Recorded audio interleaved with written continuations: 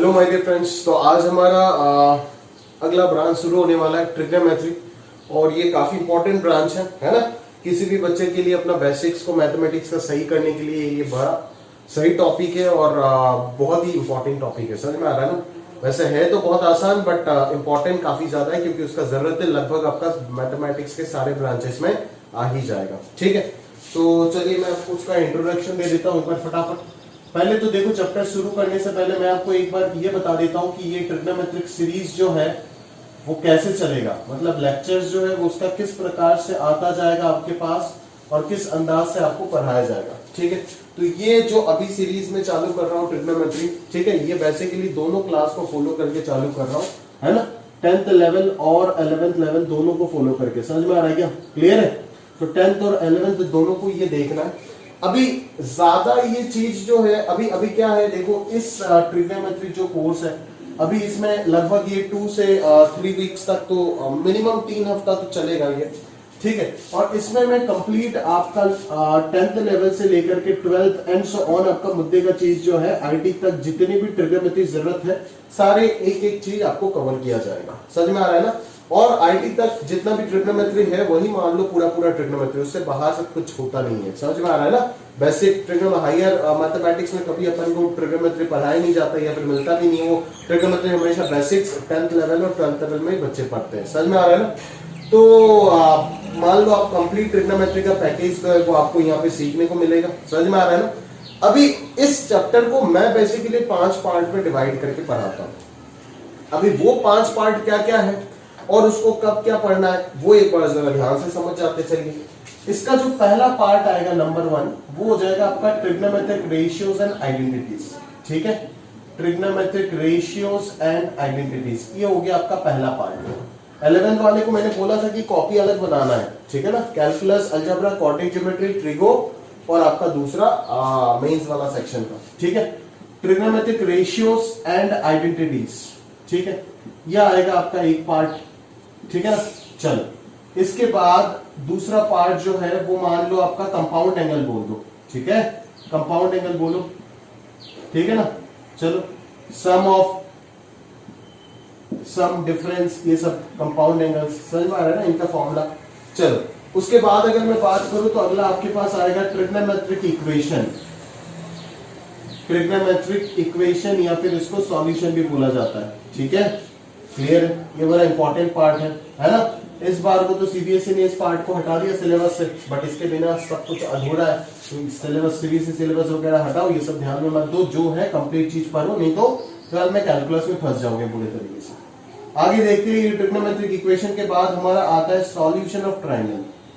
Solution या फिर कुछ बुक्स में इसको प्रॉपर्टीज भी लिखते हैं, प्रॉपर्टीज ऑफ ट्राइंगल। वो साइन रूल, कोसाइन रूल, ये सारे बहुत सारी चीज आएगा, लंबा चैप्टर है।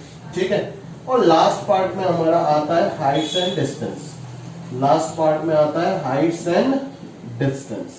ठीक है, क्लियर है? ये 5 पार्ट में अपन ट्रिगो को कवर करेंगे। ठीक है, अच्छा अभी समझ जाते हैं सिलेबस क्या है।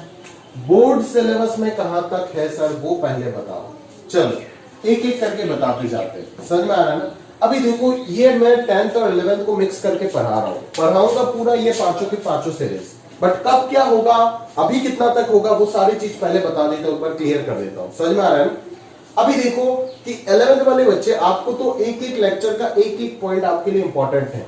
हाँ, ये 10th पे फोकस हो रहा है तो ऐसा कोई चीज आपको मिल सकता है जो शायद पहले आप पढ़ के आ गए हो। समझ में आ रहा है ना। आप पहले एनसीईआरटी में पढ़ के आ गए हो, आइडेंटिटी का कुछ प्रॉपर्टीज, या फिर ऐसा कोई चीज आपको मिल सकता है जो शायद आपको लगे कि ये तो मैं पढ़ चुका हूं, बट ज्यादा देर तक ऐसा नहीं लगेगा आपको। समझ में आ रहा है ना। इसीलिए उसको स्किप करने के बारे में आप सोचिएगा भी मत।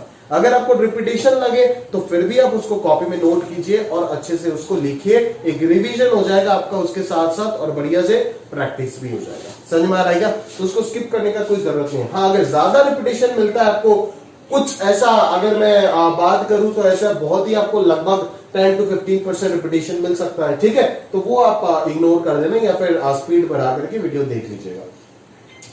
अभी आते हैं 10th वाले बच्चों की तरफ। 10th वाले बच्चे, आपको ये बताना चाहता हूं कि आपको यहाँ पे कुछ टॉपिक्स ऐसे मिलेगा जो आपके हिसाब से जरूरत नहीं है या फिर अभी आपके सिलेबस में इंक्लूड नहीं है। 11th में जब आओगे तब आपको मिलेगा।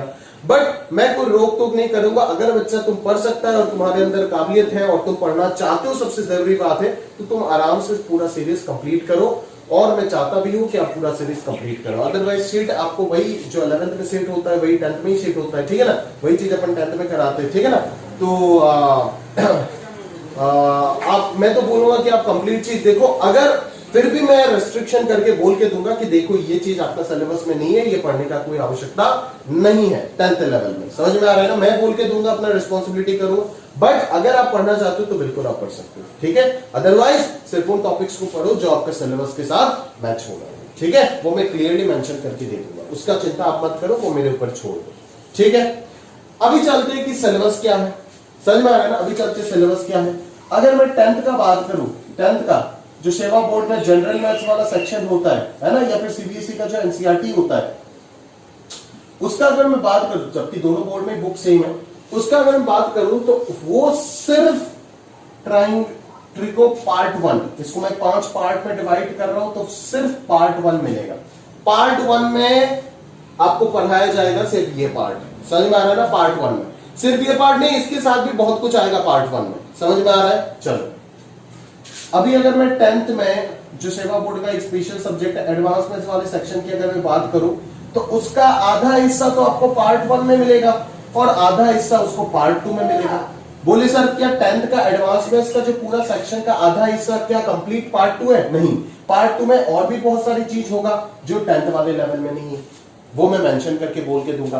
पार्ट 1 में भी ऐसे बहुत सारी चीजें होगा, बहुत सारी नहीं, बहुत ही कम है, जो इस 10th वाले सिलेबस में नहीं है, ठीक है ना। कहने का मतलब कि ये पूरा सिलेबस इधर है, समझ में आ रहा है। ये 10th का मैथ्स, एडवांस मैथ्स, पूरा एनसीईआरटी इंक्लूडिंग एनसीईआरटी पूरा सिलेबस इधर आपको पढ़ाया जाएगा।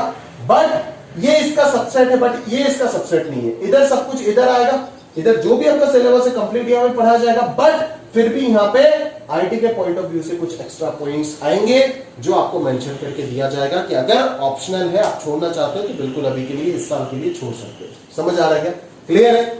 और अदरवाइज अगर आप पढ़ते हो तब तो बहुत अच्छी बात है, ठीक है ना। चलो अभी बात करते हैं क्लास 11 सिलेबस के बारे में। अभी क्लास 11 में बोर्ड एग्जाम्स में कितना सिलेबस है? मैं इस साल का जो सीबीएसई ने कट किया है सिलेबस, उसको हटा रहा हूं, वो साइड मारो, वो हटाओ, ठीक है, वो फालतू सिलेबस है वो हटाओ। आप प्रॉपर्ली ध्यान से देखो। अगर एनसीईआरटी सिलेबस की बात करूं क्लास 11 का, वो क्या है, कोई भी बोर्ड का अगर बात करता हूं सिलेबस सेम है, एनसीईआरटी फॉलो करता है सभी, ठीक है। तो उसका सिलेबस मैं बताता हूं आपको क्या है। उसका सिलेबस है कि ये तीनों पार्ट, ठीक है ना।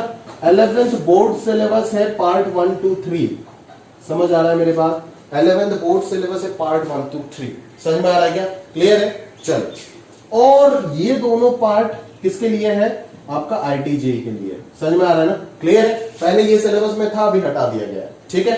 एक और चीज मैं बता देता हूं, ये जो पार्ट है ये सिर्फ जेई मेंस में है, बट जेई एडवांस में ये नहीं आएगा, समझ में आ रहा है। ये चैप्टर जेई एडवांस के सेक्शन में नहीं है इंक्लूडेड, समझ में आ रहा है ना। ये सिर्फ जेई मेंस में आएगा, ठीक है। सॉल्यूशन ऑफ ट्रायंगल से जेई एडवांस हर साल एक आध सवाल पूछ ही लेता है, ठीक है, और यहां से जेई मेंस हर साल एक आध क्वेश्चन पूछ ही लेता है, ठीक है। तो बेसिकली आप मान सकते हो ये मेंस वाले सेक्शन के लिए, एडवांस वाले सेक्शन के लिए, 4th वाले का बात कर रहा हूं। बट खैर यहां से भी मेंस में सवाल पूछे जाते हैं, मेंस के लिए दोनों इंपॉर्टेंट है, बट एडवांस के लिए हाइट एंड डिस्टेंस पढ़ने का जरूरत नहीं, क्योंकि वो सिलेबस में इंक्लूडेड नहीं है, सिर्फ 4th तक पढ़ने से ही काम चलेगा, ठीक है। और बोर्ड्स के लिए अगर कोई पढ़ता है तो सिर्फ 1 2 3 पढ़ने से होगा। एडवांस के लिए आप सब कुछ पढ़ो और मेंस के लिए भी आप सब कुछ पढ़ो, बट बोर्ड के लिए सिर्फ यहां तक पढ़ने से काम चलेगा, ठीक है।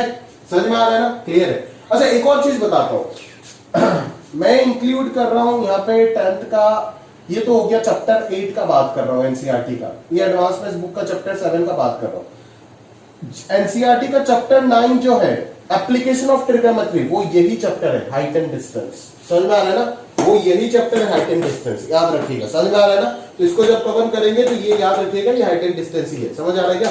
क्लियर है? चलो, तो अभी जो सीरीज चलेगा उस सीरीज में हम कंप्लीटली क्या करेंगे, पार्ट 1 2 3 और 5 को कवर करेंगे, जबकि सॉल्यूशन या फिर प्रॉपर्टीज ऑफ ट्रायंगल को हम लास्ट में कवर करेंगे, ठीक है।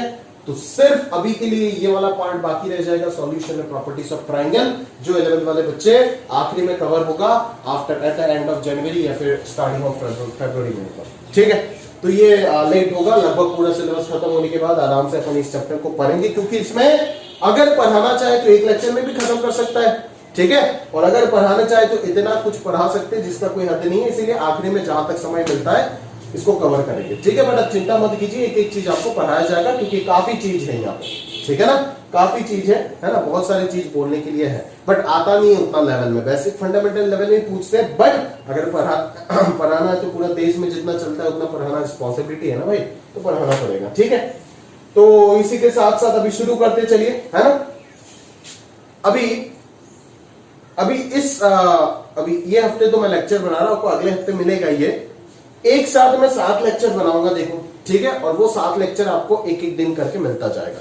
मान लो नेक्स्ट वीक का आपका मंडे से मिलना शुरू होगा, तो मंडे से लेकर के नेक्स्ट संडे तक आपको कंप्लीट मिलता जाएगा। नेक्स्ट मंडे क्या होगा, अगस्त 3 होगा, अगस्त 3 से लेकर के आपको नेक्स्ट अगस्त का 3, 4, 5, 6, 7, 8 अगस्त 9 तक आपको कंप्लीटली 7 लेक्चर, हर एक दिन एक एक लेक्चर आपको मिलता जाएगा। ठीक है, और ये 7 लेक्चर किसके ऊपर होगा, पार्ट 1 और पार्ट 2 का होगा। ठीक है, फिर होगा पार्ट 5, फिर होगा पार्ट 3। याद रहेगा ये चीज, समझ में आ रहा है ना। पार्ट 1 होगा, 2 होगा, फिर 5 होगा और फिर 3 होगा। समझ में आ रहा है क्या, क्लियर है। चलो आगे देखते हैं, प्रॉपर्ली जरा ध्यान से देखते हैं। तो अभी फर्स्ट पार्ट में मैं क्या कर रहा हूं, मैं इन दोनों पार्ट को कवर करूंगा, पार्ट 1 और 2 को, जबकि इन दोनों को कवर करने में मेरे को लगभग कम से कम पूरा शीट डिस्कशन वगैरह छोड़ के 7 लेक्चर तो लग ही जाएंगे। इसमें 3 लेक्चर मान लो और इसमें मान लो 4 लेक्चर। समझ में आ रहा है ना, क्लियर है। उसके बाद आपका होगा ये हाइट एंड डिस्टेंस, इसमें मान लो और 1 या 2 लेक्चर का टॉपिक है, ये हो जाएगा। और फिर आएगा ट्रिग्नोमेट्रिक इक्वेशन, ये मान लो और 3 लेक्चर का टॉपिक है। ठीक है, तो कम से कम आप देख पा रहे हो यहाँ पे 10 से 12 लेक्चर का टॉपिक है, तो लगभग ये आपका 3 हफ्ता मैक्सिमम 20 डेज तो आपको लगेगा। ठीक है, तो ये मैंने समझा दिया, बस इस चैप्टर को अभी भूल जाओ, ये अपन बाद में कवर करेंगे।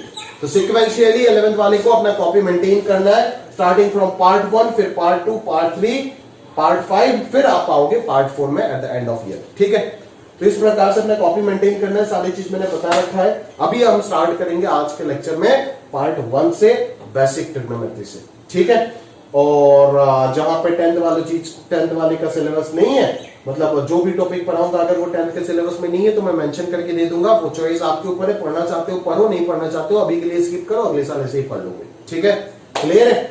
और बीच बीच में तो बहुत सारे टॉपिक्स आएंगे जो बोर्ड एग्जाम में इंपॉर्टेंट नहीं है, बट ITJ के लिए हमें पढ़ाना पड़ रहा है। अगर बोर्ड एग्जाम के लिए पढ़ाना चाहते हैं तो ये 12 लेक्चर 6 लेक्चर में हो जाएगा, खत्म बात। ठीक है, इस चीज को दुगना मेहनत करवा रहा है मेरे को ये एग्जाम, समझ में आ रहा है ना। ठीक है, क्योंकि इसके लिए तो पढ़ाना पड़ेगा, बिना पढ़ाए तो आप कर नहीं पाओगे ना कुछ। ठीक है, क्लियर है। तो ध्यान से, ठीक है ना, ध्यान से, हमारा मेन टारगेट यहीं पे रहता है, और इसके थ्रू अपना बोर्ड वगैरह सारी चीज अपना आप समझ जाता है, उसमें कोई दिक्कत वाली बात होता ही नहीं। समझ में आ रहा है ना। ऐसा रद्दी सिस्टम अपन कभी नहीं चलाएंगे कि आईटी का चीज पढ़ाएंगे तो बोर्ड्स का चीज नहीं पढ़ाएंगे, तो बोर्ड्स का चीज पढ़ाएंगे तो आईटी का चीज नहीं पढ़ाएंगे। ठीक है ना, दोस्त गणित होता है, उसको डिफरेंशिएट नहीं करना है एग्जाम बेसिस पे। ठीक है ना, कि बोर्ड्स के लिए मैथमेटिक्स कुछ और होता है, जे के लिए कुछ और होता है। हाँ, जो ओरिजिनल गणित होता है वो जे के लिए ही होता है, समझ में आ रहा है ना। उधर ही अपने को सोचने का मौका मिलता है। बोर्ड्स में तो रट्टाफिकेशन है, जो फैक्ट्स है उसको याद कर लो, जो बुक्स में है सवाल वो प्रैक्टिस कर लो, धराधर उसी को उल्टी कर दो, बस 100 में 100 आ जाएगा, खुश, दुनिया खुश, आप भी खुश। बाद में किस तरीके से आप धरसाई हो जाएंगे तो आपको बाद में पता चलेगा ना, अभी तो पता नहीं चलेगा वो चीज। ठीक है, तो चलिए ज्यादा बातचीत करके फायदा नहीं है, शुरू करते हैं हमारा पहला chapter, trigonometric ratios and identities. तो चलिए देखते हैं पार्ट 1। ठीक, तो चलिए शुरू करते हैं ट्राइंगल का पार्ट 1। पहले मैंने आपको किताब के बारे में नहीं बोला, तो किताब थोड़ा सा ध्यान दे दीजिएगा कि ऐसे तो किसी बुक्स का आपको जरूरत नहीं है, बट फिर भी institute material is more than sufficient. But फिर भी ट्रिग्नोमेट्री में हम लोग हमेशा, है ना, एक किताब कराते हैं, वो एसएल लॉ नहीं है। ठीक है, तो अरिहंत या फिर जीके किसी भी पब्लिकेशन का आपको मिल जाएगा। तो अगर आप वो बुक करना चाहते हैं, आपके पास एक्स्ट्रा टाइम है तो आप बिल्कुल कर सकते हैं, है ना। ऐसा नहीं कि बहुत मतलब एकदम डिफिकल्ट क्वेश्चंस दिया हुआ है, एकदम बेसिक फंडामेंटल बुक है, करे तो भी कोई फर्क नहीं पड़ेगा और ना करे तो, क्योंकि उसका लोनी का जितने भी अच्छे क्वेश्चंस है वो सारे के सारे मैंने शीट में डाल रखा है। ठीक है, तो फिर भी बोल रहा हूँ, है ना, कि ऐसे तो रेगुलरली क्लास में कराता था पहले, बट अभी ऑफलाइन तो नहीं चल रहा है ट्रिको, ऑनलाइन में ही चल रहा है, तो उतना समय खैर हो भी नहीं पाएगा। तो इस वजह से अपन अभी तो मैं ऐसे तो देखो शीट करेंगे तो मोर देन इनफ है, वो सफिशिएंट है, बट फिर भी मैं बोल रहा हूँ अगर किसी को और थोड़ा प्रैक्टिस का जरूरत है बेसिक फंडामेंटल लेवल में, तो वो आप ऐसे लोनी सॉल्व कर सकते हो, वो सिर्फ ट्रिग्नोमेट्री के लिए, ठीक है। तो चलिए आगे देखते हैं, पार्ट 1 ट्रिग्नोमेट्री का शुरू करते हैं, है ना। ये पार्ट जो है, ये पार्ट है ना, पार्ट 1 का ही एक हिस्सा है। ये 10th के सिलेबस में नहीं दिया है, बट क्यों नहीं दिया मेरे को पता नहीं चला, ठीक है, क्योंकि ये बेसिक है। एंगल का मेजरमेंट अगर किसी बच्चे को समझ नहीं आता है तो वो आगे जाकर के कैसे करेगा, है ना। बच्चों का डिग्री और रेडियन में बड़ा कंफ्यूजन हो जाता है ना, जब भी मैं 90 डिग्री लिखता हूँ और π/2 लिखता हूँ बच्चे कंफ्यूज हो जाते हैं, तो उसके लिए ये चीज जानना उनको जरूरी है, ये हिस्ट्री उनको जानना जरूरी है, ठीक है ना। तो कोई भी चीज जैसे फिजिक्स में आप कोई भी चैप्टर पढ़ने से पहले यूनिट्स एंड मेजरमेंट पढ़ते हो नहीं पढ़ते हो, समझ में आ रहा है ना। इसीलिए ये भी मान लो एंगल्स का यूनिट की तरह ही आप समझ लो, ठीक है। तो ट्रिगोनोमेट्री आप समझ रहे हो, ट्रिगोनोमेट्री मतलब मेजरमेंट ऑफ 3 एंगल्स, और वो कहां पे होगा, एक ट्राइंगल में पॉसिबल होगा, समझ में आ रहा है ना, क्लियर। दूसरे किसी पॉलीगन में भी हो सकता है ट्राइंगल बनाने के बाद, ठीक है। तो ये इसका मतलब है कि आपका मेजरमेंट ऑफ 3 एंगल्स, ठीक है। अभी मेजरमेंट ऑफ एंगल्स का मतलब क्या होता है देखते हैं, है ना। एंगल को अगर डिफाइन करने के लिए बोला गया है तो क्या क्या बोलोगे, ठीक है।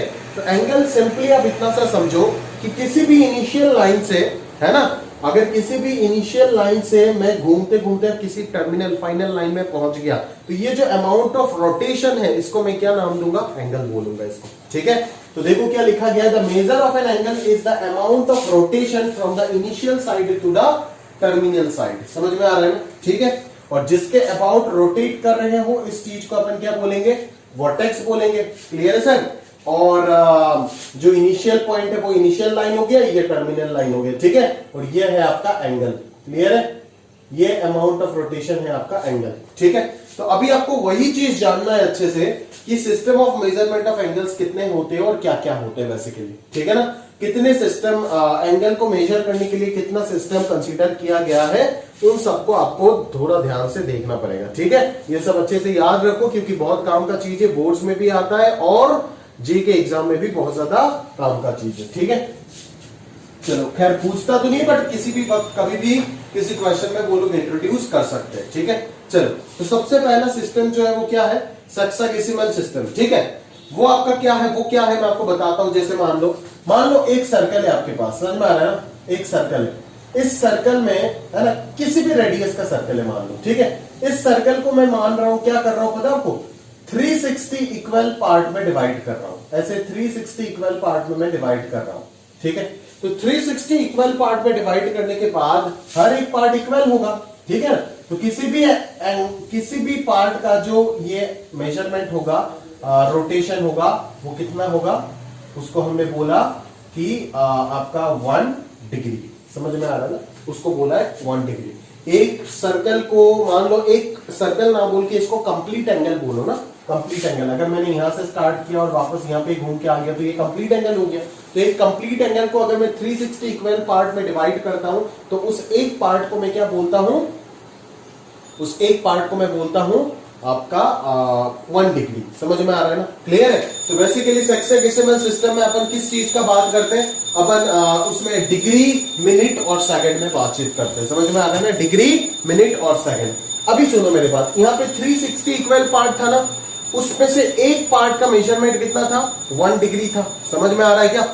उस एक हिस्से को अगर मैं वापस 60 इक्वल पार्ट में डिवाइड कर देता हूं, 60 इक्वल पार्ट, तो उस एक पार्ट का 360 का एक पार्ट, फिर उस एक पार्ट का 1/60th पार्ट जो होगा, ठीक है, वो हो जाएगा 1 मिनट, ठीक है। और फिर उस 1 मिनट वाले हिस्से को अगर और 60 पार्ट में डिवाइड कर दिया तो उसको अपन बोलेंगे 1 सेकंड। ये कन्वेंशन है आपका सेक्सेसिमल सिस्टम का, समझ में आ रहा है ना, ये आपको याद रखना पड़ेगा, ठीक है।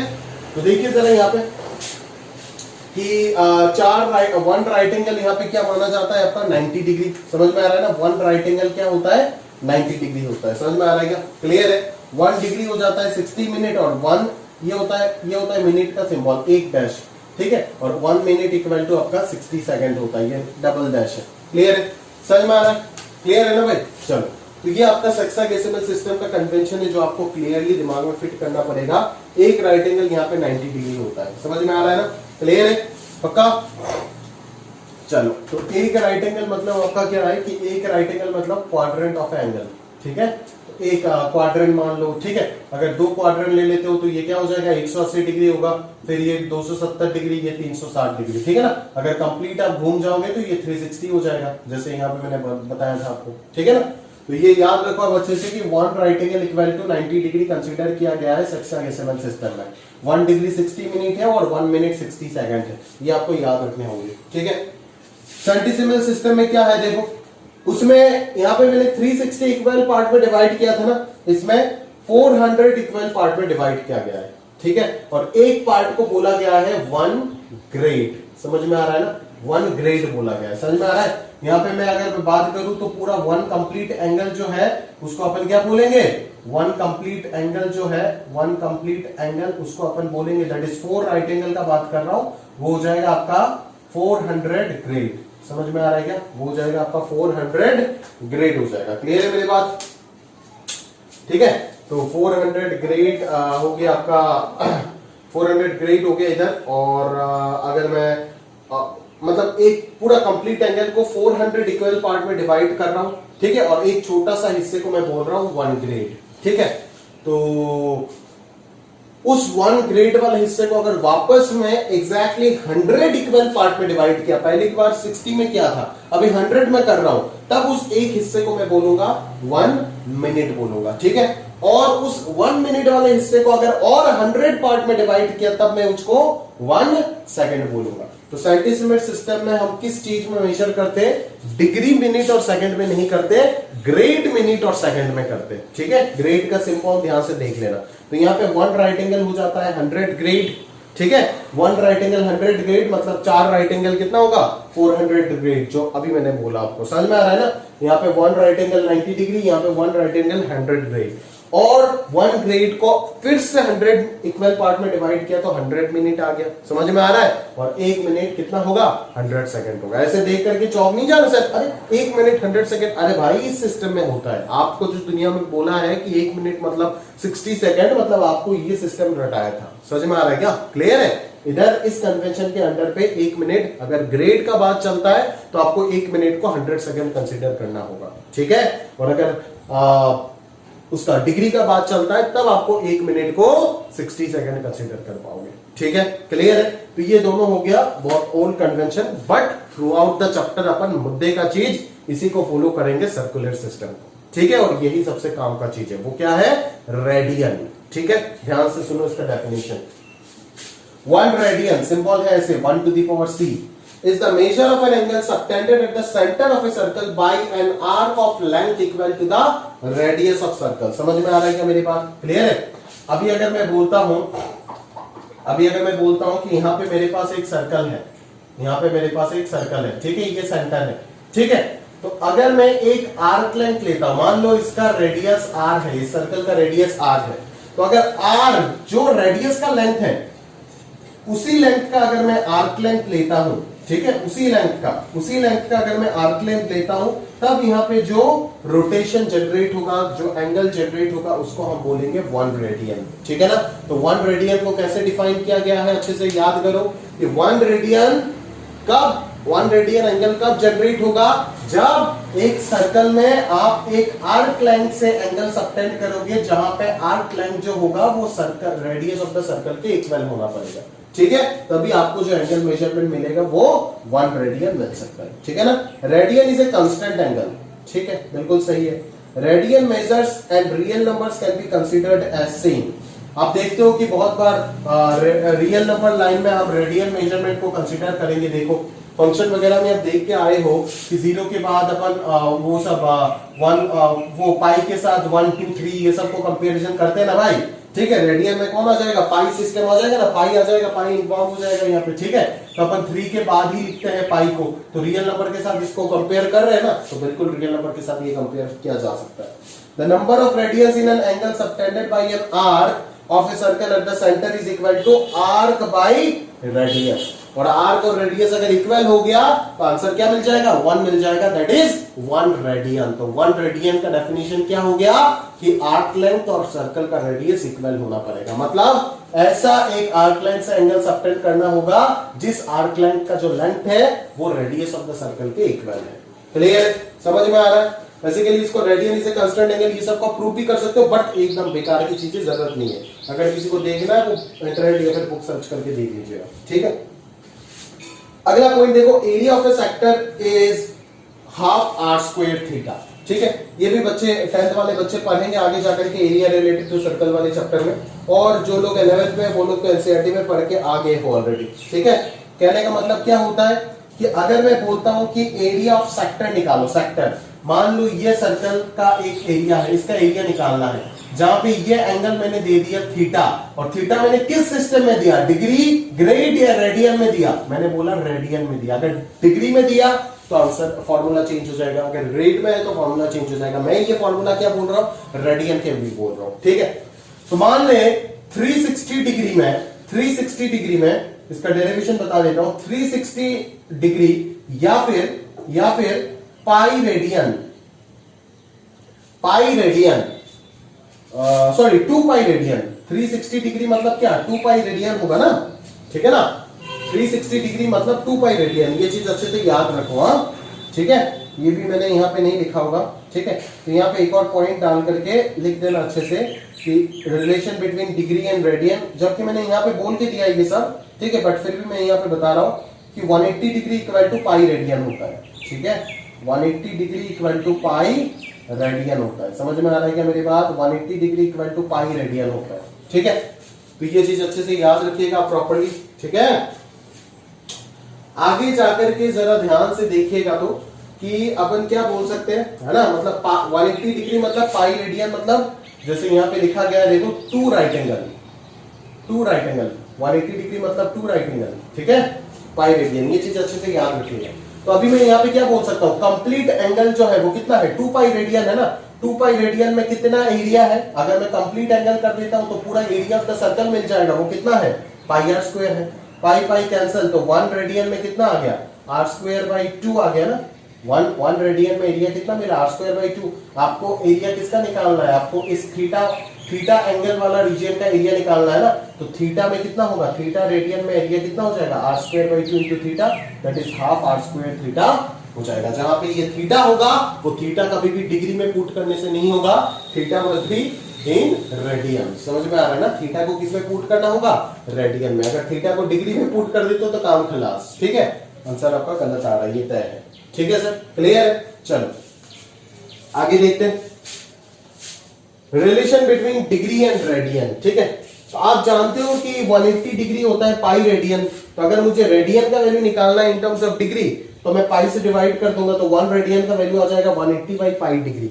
अभी पाई का वैल्यू लिख दो, अप्रोक्सीमेट वैल्यू लिख दो 22/7, फिर इसको सॉल्व करो, ये इस प्रकार से आएगा। अभी ये इस प्रकार से कैसे आया हम ये सब न्यूमेरिकल्स में देखेंगे, उधर मैं आपको एक्सप्लेन करके दूंगा, ठीक है। ये सब एक्सप्लेन करने के बाद आप ये अपना आप समझ जाओगे, ठीक है ना। ये 57 डिग्री 16 मिनट 22 सेकंड अप्रोक्सीमेटली है, ठीक है।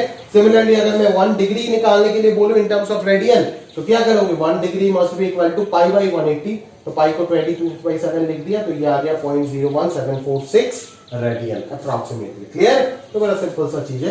क्वेश्चन जब करेंगे अपना आप ये चीज क्लियर हो जाएगा, ठीक है। अभी बड़ा इंपॉर्टेंट चीज है, देखो ये रिलेशन निकाल के रखना बड़ा काम का चीज है, ठीक है ना। डिग्री, रेडियन और ग्रेड, इन तीनों के बीच का रिलेशन क्या है, ठीक है। तो ये चीज सीखना काफी इंपॉर्टेंट है और बहुत जरूरी चीज है, ठीक है। तो ध्यान से इसको सीखिएगा प्रॉपर्ली, ध्यान से देखिए। मैं एक अमाउंट ऑफ एंगल कंसीडर कर रहा हूं, ठीक है। मान लेता हूं वो थीटा एंगल है, क्या है, थीटा एंगल है, ठीक है। तो उस थीटा एंगल का 3 अलग अलग सिस्टम में मैं 3 मेजरमेंट दे रहा हूं। मैं कभी मान रहा हूं कि थीटा एंगल में डिग्री कितना है, D be the number of degrees, theta is equal to theta जो एंगल है, थीटा जो एंगल का मेजरमेंट है, थीटा का कोई यूनिट वगैरह कुछ ही नहीं दिया मैंने, थीटा जो एंगल है, थीटा जो अमाउंट ऑफ रोटेशन है उसको मैंने क्या बोला, उसमें कितना डिग्री है, डी डिग्री है, ठीक है। सिमिलरली इस थीटा को अगर मैं रेडियन सिस्टम में लिखा तो मैं बोल रहा हूं आर रेडियन प्रेजेंट है इस थीटा में। सिमिलरली अगर ग्रेड में बोलूं तो बोल रहा हूं जी ग्रेड सिस्टम, ठीक है। तो इसी थीटा में d with the number of degrees, r with the number of radians and g with the number of grades. ऐसा नहीं कि इन तीनों को जोड़ के थीटा बन रहा है, नहीं, d degree is equal to theta, r radian is equal to theta and g grade is equal to theta. ठीक है, ये चीज दिमाग में क्लियर रखो। ऐसा नहीं कि तीनों को जोड़ के थीटा बन रहा है, बिल्कुल नहीं।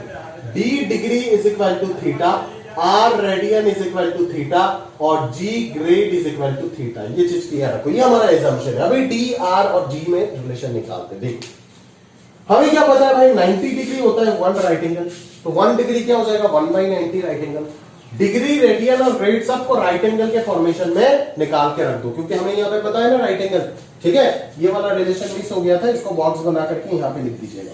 ठीक है, चलो, तो इसीलिए हम सारे के सारे चीज राइट एंगल में लेके जा रहे हैं। यहाँ पे पता है ना 90 डिग्री 1 राइट एंगल है, तो 1 डिग्री हो जाएगा 1/90 राइट एंगल, तो d डिग्री हो जाएगा d/90 राइट एंगल। और d/90 राइट एंगल जो होगा वही आपका क्या है, d/90 राइट एंगल जो होगा, d डिग्री जो है वही आपका क्या है, थीटा है ना, तो theta is equal to d/90 right angle मिल गया। इसको 1 नंबरिंग करके रख दो।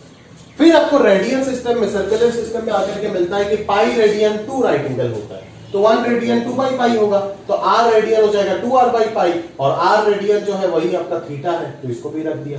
सिमिलरली ग्रेड में कर लिया तो थीटा का वैल्यू आ गया g/100 राइट एंगल। अभी इन तीनों को अगर मैंने थीटा थीटा थीटा इक्वेट कर दिया तो RHS भी इक्वेट हो जाएगा, right angle right angle right angle cancel हो जाएगा, तो रिलेशन क्या निकलेगा, d/90 इक्वल टू 2r/पाई इक्वल टू g/100। जहां पे d क्या है उस एंगल का नंबर ऑफ डिग्रीज, r क्या है उस एंगल का नंबर ऑफ रेडियंस और g क्या है उसी एंगल का नंबर ऑफ ग्रेड्स। क्लियर है, समझ में आ रहा है ना। तो इस रिलेशन का फायदा क्या है, ये बोर्ड एग्जाम में 11th में पूछे भी जा सकते हैं, बिल्कुल बहुत इंपॉर्टेंट है, अच्छे से याद रखिएगा। और सिंपल ही एकदम, एक बार प्रैक्टिस करते ही याद हो जाएगा। ठीक है, और अगर कभी भी कन्वर्शन आपको बोला गया तो बहुत आसानी से आप कर सकते हो। ठीक है ना, जैसे ये तो मैं बेसिक से करके दिखाऊंगा, बट फिर भी इस फॉर्मूले से आप आराम से कर सकते हो ना। अगर मैं आपको बोल देता हूं कि बोलो तो 180 डिग्री कितना रेडियन होगा, आप तुरंत यहाँ पे d के जगह पे 180 पुट कर दोगे। ठीक है, तो ये कैंसिल होकर के कितना आ जाएगा, ये कैंसिल होकर के 2 आ जाएगा ना, और फिर यहां से r का वैल्यू निकाल दोगे, तो r का वैल्यू कितना हो जाएगा 2π/2 दैट इज पाई रेडियन हो जाएगा। समझ में आ रहा है ना। अगर मैं बोल देता हूं यहाँ पे 60 ग्रेड, उसका रेडियन कितना होगा, तो g के जगह पे 60 रख के r का वैल्यू निकाल दोगे तो आराम से रेडियन में कन्वर्ट हो जाएगा। क्लियर है, तो ये सब मैं बेसिक से भी निकाल के दिखाऊंगा और फॉर्मूले से भी आपको निकाल करके दिखाऊंगा। ठीक है, क्लियर है। तो बेसिकली एग्जाम में अगर पूछे जाते हैं 2-3 नंबर दिया जाता है, उधर से आपको बेसिक से ही निकालना होता है, फॉर्मूला यूज मत कीजिएगा। बट कभी भी जेईई में अगर आपको जरूरत हो तो आप ये चीज से आराम से फॉर्मूले से कर सकते हो। क्लियर है, अभी देखिए नोट देख लेते चलिए। The hour hand rotates through an angle of 30 degree in 1 hour. अरे भाई एक घंटे में जो आवर हैंड होता है घड़ी का, क्लॉक में जो आवर हैंड होता है वो कितना डिग्री चलता है, 12 से 1 बजे में, तो वो 12 से 1 जाएगा ना। टोटल तो 360 होता है और टोटल 12 डिवीजन होता है घड़ी पे, तो 360/12 कितना होगा 30 डिग्री होगा ना। तो 1 घंटे में कितना डिग्री होगा 30 डिग्री होगा। समझ में आ रहा है क्या, क्लियर है। और मिनट हैंड कितना रोटेट करता है 1 मिनट में। ऐसे क्वेश्चंस अलग अलग प्रकार के, मैंने तो बस 2 दिखाया आपको। एग्जाम में अलग अलग प्रकार के ऑप्शंस बना करके आपको बहुत सारे पूछे जा सकते हैं, ऐसा कोई दिक्कत वाला बात नहीं है। ठीक है, तो अगर मैं बोलूं 1 मिनट में कितना चलेगा, कौन सा मैंने पूछा, मिनट हैंड पूछा। अभी बोलो तो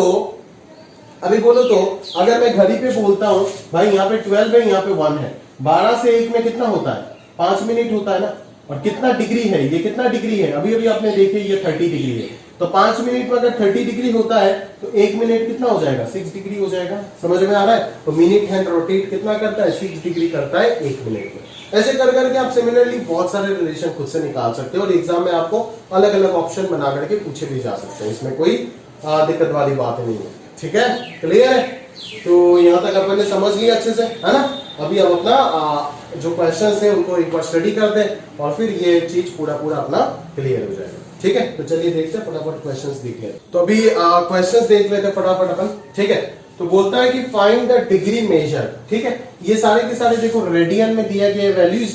ठीक है, इन सबको आपको किस में कन्वर्ट करना है, डिग्री में कन्वर्ट करने के लिए बोला जा रहा है। मतलब सर्कुलर सिस्टम से आप सेक्साडेसिमल सिस्टम में कन्वर्ट करो। ठीक है, चलो तो तीनों के तीनों करूं क्या। आंसर्स गिवन है, मैंने आंसर्स दे करके दिया, तो ये दोनों आपके लिए होमवर्क में छोड़ दे रहा हूं, मैं आखिरी वाला कर देता हूं। एक करेंगे तो बाकी ऐसे ही आपको समझ में आ जाएगा। ठीक है, 3 वाला मैं कर देता हूं। देखो 3 वाले में क्या पूछ रखा है, -2 रेडियन। अभी रेडियन में किस में लेके जाना है दोस्त, रेडियन को लेके जाना है डिग्री पे। तो 180 डिग्री होता है पाई रेडियन, तो 1 रेडियन कितना हो जाएगा 180 बाई पाई डिग्री। ठीक है, तो 1 रेडियन को मैं यहां पे क्या बोल सकता हूं 180 by pi degree. 180 by pi से अगर इसको मल्टीप्लाई कर दूंगा तो ये पूरा पूरा डिग्री में कन्वर्ट हो जाएगा। समझ में आ रहा है क्या, क्लियर है।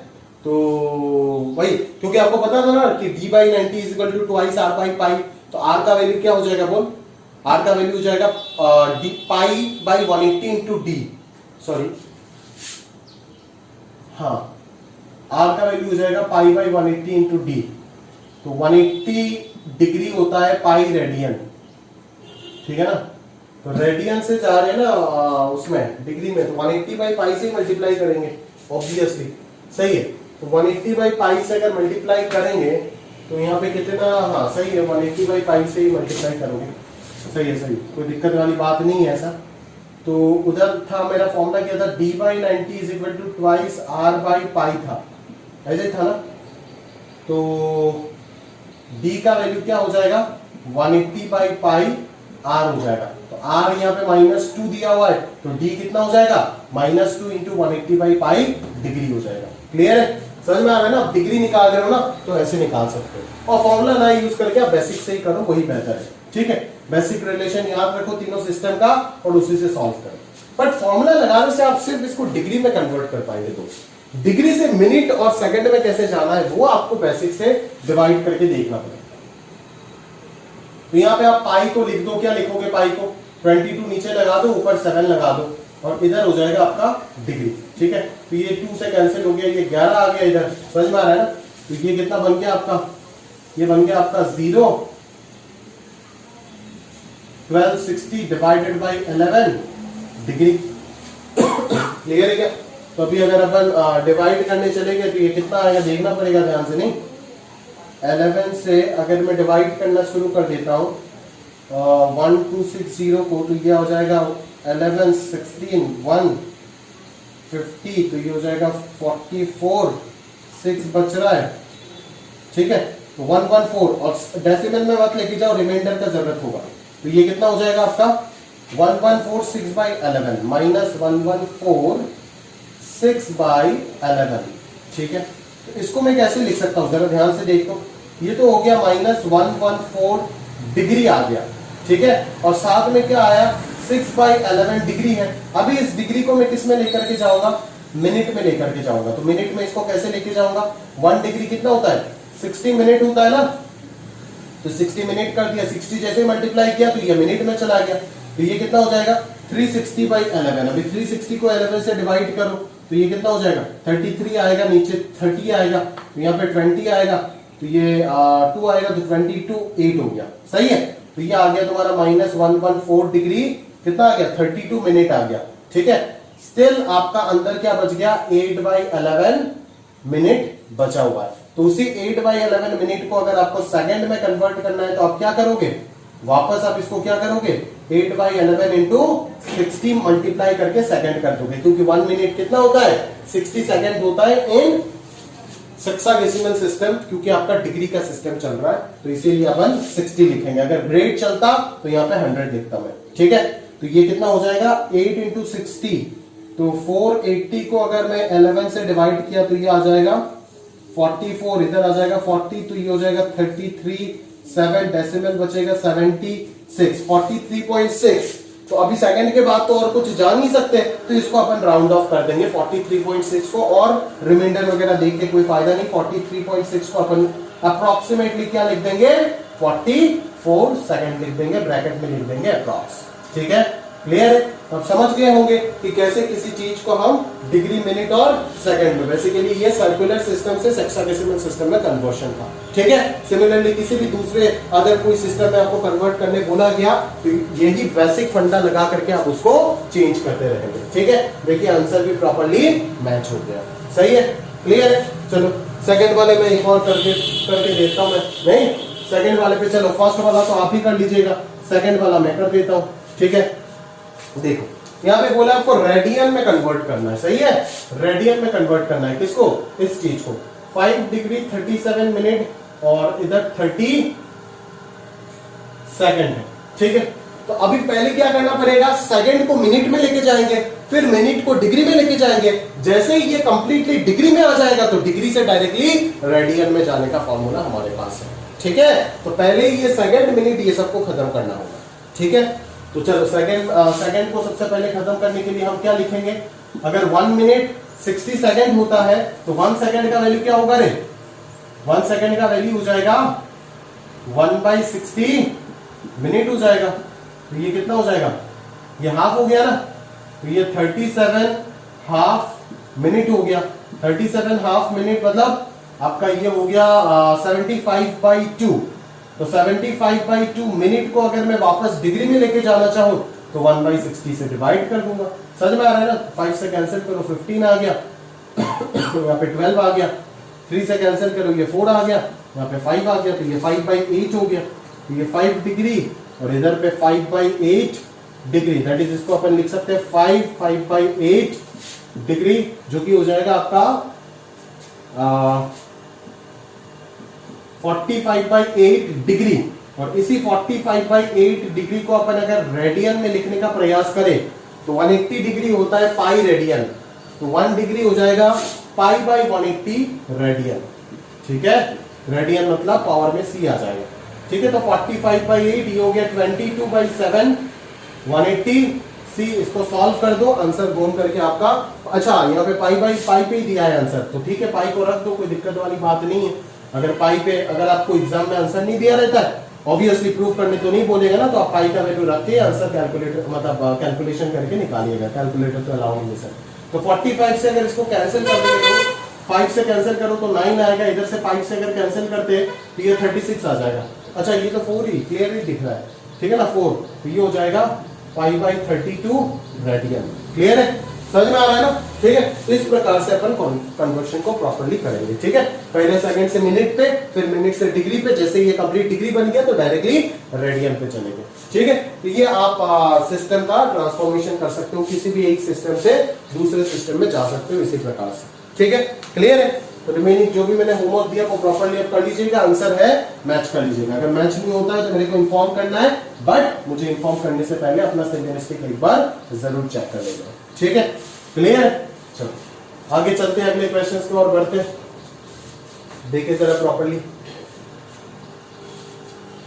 बोला in circle of diameter 40 centimetre the length of a chord, एक सर्कल है जिसका डायमीटर कितना दिया है 40 सेंटीमीटर दिया हुआ है। एक सर्कल में डायमीटर कितना दिया हुआ है 40 सेंटीमीटर दिया हुआ है, यहां पे कहीं सेंटर होगा। And the length of chord is 20 centimetre, find the length of the major arc corresponding to the chord. अच्छा लेंथ ऑफ कॉर्ड, मान लेता हूं ये कोई भी कॉर्ड है ना, इस कॉर्ड का लेंथ दिया हुआ है कितना दिया हुआ है, length of chord 40 diameter 40, length of chord is 20 centimetre, इसका लेंथ 20 सेंटीमीटर। तो मेजर आर्क का लेंथ निकालने बोला है। मेजर आर्क है कौन सा हो जाएगा, ये वाला हो जाएगा मेजर आर्क, समझ में आ रहा है ना, और ये ऑपोजिट वाला हो जाएगा माइनर आर्क, ठीक है। इस कॉर्ड का आगे वाला जो बड़ा वाला हिस्सा है वो मेजर आर्क होगा और छोटा वाला हिस्सा माइनर आर्क होगा, ठीक है। तो अभी अपन कैसे निकालेंगे यहां से, ठीक है, वो है अपना सवाल। चल तो हमें इतना सा पता होता है कि क्या होता है हमें पता, हमें बेसिकली तो इतना सा पता होता है ना कि angle equal to arc upon radius, angle बराबर आर्क बाय रेडियस होता है, ठीक है। चलो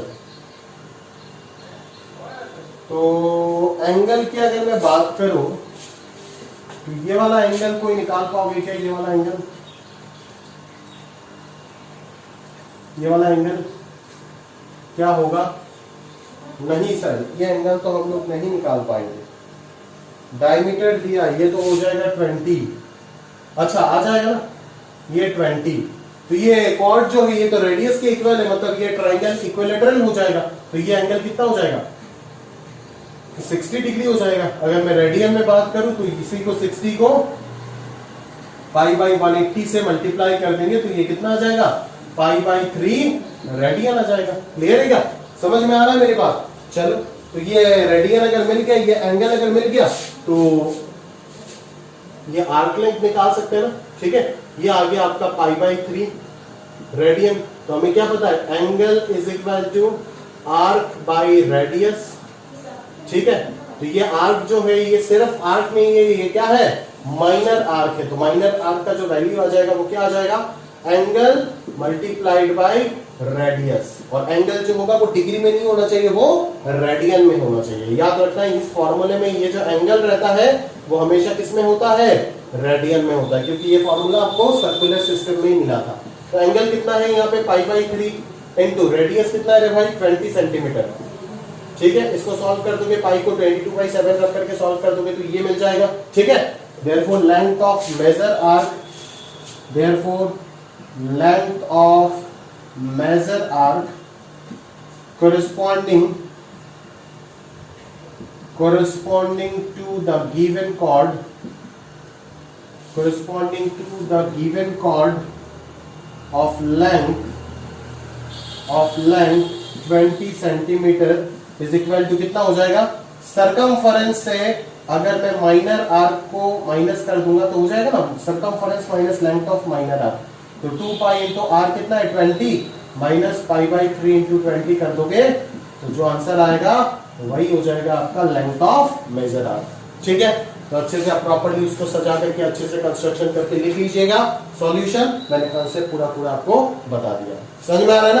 क्लियर है? पहले कुछ हवा नहीं लग रहा था, बट जैसे ही हमने ये ट्राइंगल बनाया और ये 20 और ये 20 लिखा तो दिमाग में क्लिक किया, अरे तीनों साइड तो ट्राइंगल के इक्वल है, मतलब सारे एंगल 60 डिग्री होगा, ट्राइंगल इक्विलेटरल है। समझ में आ रहा है ना? एक अच्छा सा ट्रिकी क्वेश्चन था, है ना? अगर आप इसको पकड़ पाए तो बहुत ही जल्दी सॉल्व कर लोगे, अगर नहीं पकड़ पाए तो शायद आपको समय बर्बाद कर दे और आपको आखिरी में छोड़ना पड़े। ठीक है, क्लियर है? चलिए, तो मैं अभी ये तो इरेज कर रहा हूं, आप प्रॉपर्ली इसका सॉल्यूशन कॉपी में बना लीजिए। आगे देखते, चलिए आगे देखते हैं, आगे देखते हैं। चलिए, number 4, the angles of a triangle are in AP. एक ट्राइंगल का एंगल बोल रहा है एपी में है, तो मैं मान लेता हूं 3 नंबर्स आर इन एपी। क्या होता है? ए माइनस बी, ए और ए प्लस डी, ये सभी जानते हो। तो मैं इन तीनों को डिग्री में कंसीडर किया। समझ में आ रहा है ना? ठीक है, तो as this 3 are the angles of a triangles, तो इन तीनों का समेशन क्या होगा जनाब? इन तीनों का समेशन हो जाएगा ना आपका 180 डिग्री को हटा दिया तो ये थ्राइस ए का वैल्यू हो जाएगा 180, मतलब ए का वैल्यू हो जाएगा 60। और अभी डिग्री लगा दो तो कोई दिक्कत वाली बात नहीं। ठीक है, अगर कैलकुलेशन में लगाना चाहते हो तो लगाओ, क्या दिक्कत है? सही है, तो ए का वैल्यू आ गया 180 डिग्री। सही है क्या? चलो, या फिर ना लगाओ, बड़ा और सा चीज लगता है, ना लगाओ तो भी बेहतर है। सही है, चलो, तो ए का वैल्यू आ गया 60 डिग्री। अभी क्वेश्चन में क्या बोला गया है? देख, कि the number of the degrees in the least. तो डिग्रीज, अभी जो हमारे पास डिग्रीज जनरेट हुआ वो क्या हो गया? 60 माइनस डी डिग्री, 60 डिग्री और 60 प्लस डी डिग्री। तो number of degrees in the least, degrees में सबसे छोटा कौन है? 60 minus D. But 60 minus D degree नहीं लिख सकते क्योंकि क्वेश्चन में ऑलरेडी बोल दिया नंबर ऑफ डिग्रीज। तो नंबर ऑफ डिग्रीज यहाँ पे क्या होगा? सिर्फ 60 माइनस डी होगा, ना कि 60 माइनस डी डिग्री। ठीक है, डिग्री हटाना पड़ेगा क्योंकि नंबर ऑफ डिग्री बोल दिया।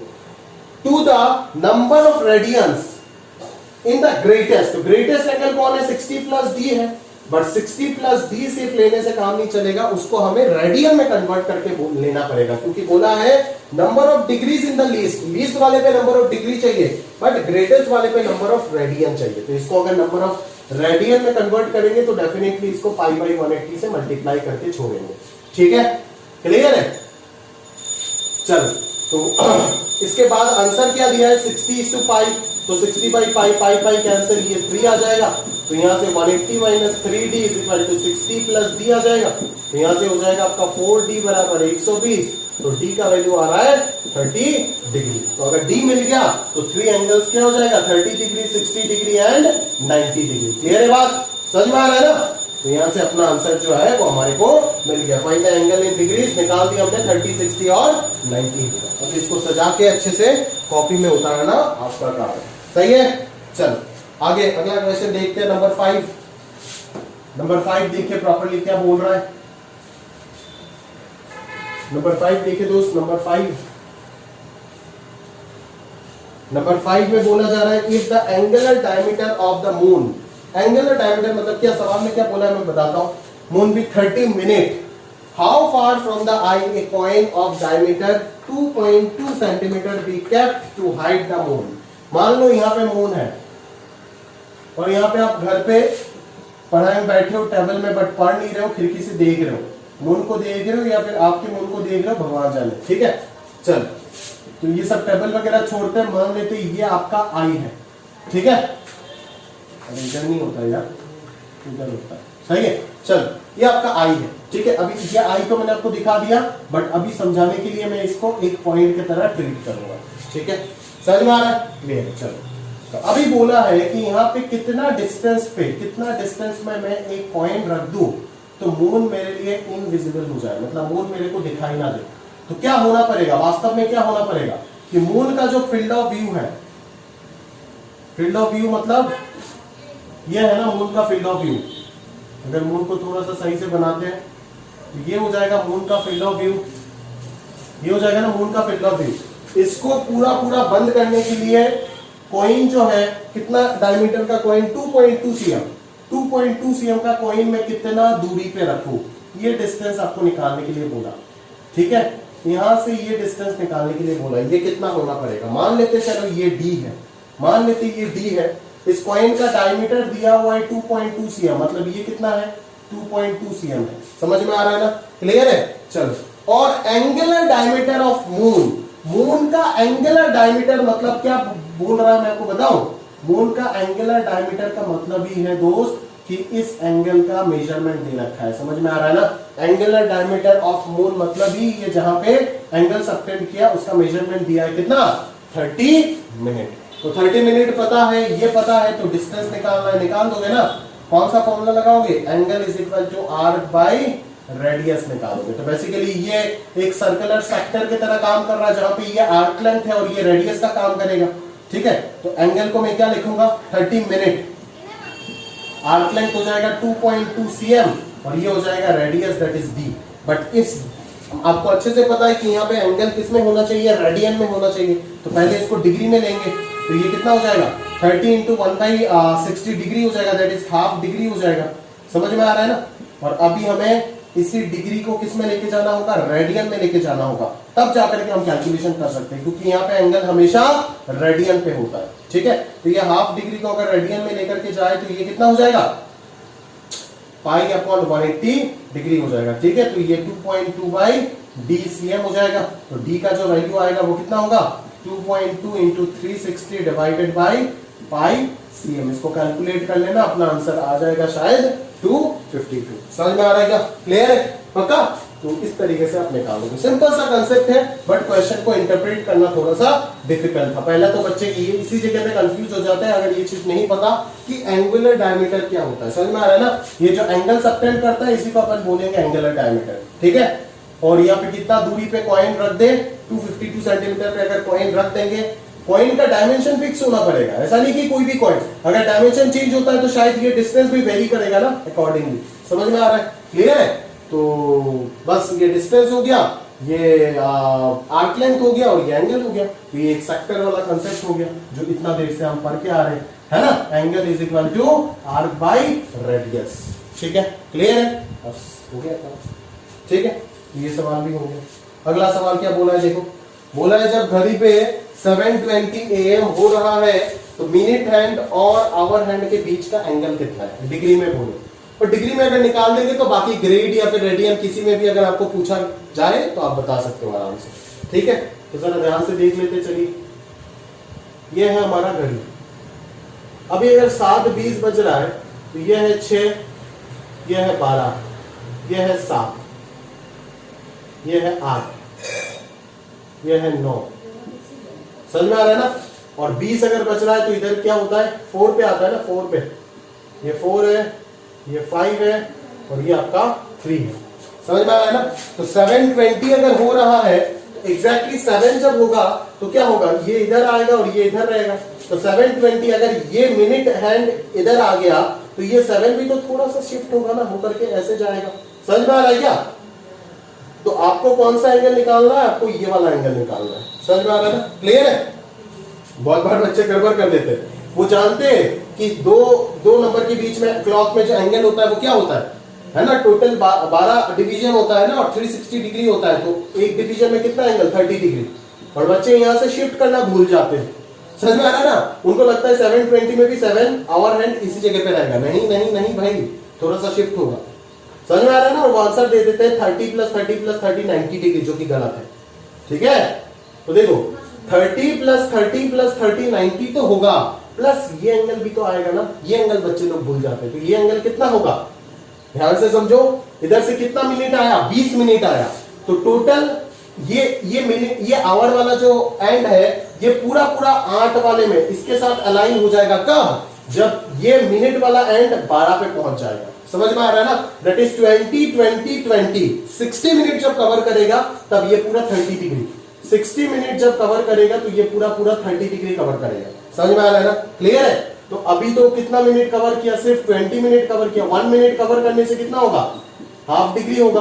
और अगर 20 मिनट कवर कर रहा है तो कितना होगा, half into 20 degree, that is कितना डिग्री कवर करेगा, 10 डिग्री। मतलब अभी ये जो डिस्टेंस, ये जो एंगल है, ये एंगल कितना है, 10 डिग्री है। समझ में आ रहा है? अगर ये 4 की जगह पे, ये 4 वाला ये जो मिनट हैंड है, ये 4 की जगह पे अगर 8 पे आएगा तो ये 20 डिग्री जाएगा। और अगर ये 8 से 12 में चला जाएगा तो ये पूरा 8 बज जाएगा। घड़ी पे सुबह 8 बज जाएगा और पूरा ये 30 डिग्री कवर कर जाएगा। समझ में आ रहा है ना? क्लियर है? तो अब की बार इस क्वेश्चन में जो एंगल होगा वो क्या होगा, 30 + 30 + 30 प्लस ये वाला एंगल कितना, 10 डिग्री। दैट इज आंसर क्या हो जाएगा, 100 डिग्री, ना कि 90 डिग्री होगा। समझ आ रहा है ना? और अगर ग्रेड या रेडियन में पूछता है तो इसी चीज को आप कन्वर्ट कर देना ग्रेड या फिर रेडियन में। समझ में आ रहा है ना? ठीक है? तो ये हो गया आपका ट्राइंगल्स फॉर ट्रिग्नोमेट्री जो फर्स्ट पार्ट है, उस ट्रिग्नोमेट्री फर्स्ट पार्ट का फर्स्ट पार्ट। ठीक है? एंगल का इंट्रोडक्शन। ठीक है ना? दैट्स इट, इतना ही है, और कुछ नहीं है एंगल के लिए पढ़ने के लिए। ठीक है? इतना सा पढ़ लो सफिशिएंट है। ठीक है? और कुछ पढ़ने का चीज नहीं है एंगल में। ठीक है ना? तो अभी हम अपना जो मेन ट्रिग्नोमेट्रिक रेशियोज है उनके बारे में बातचीत करना शुरू करते हैं। चलिए।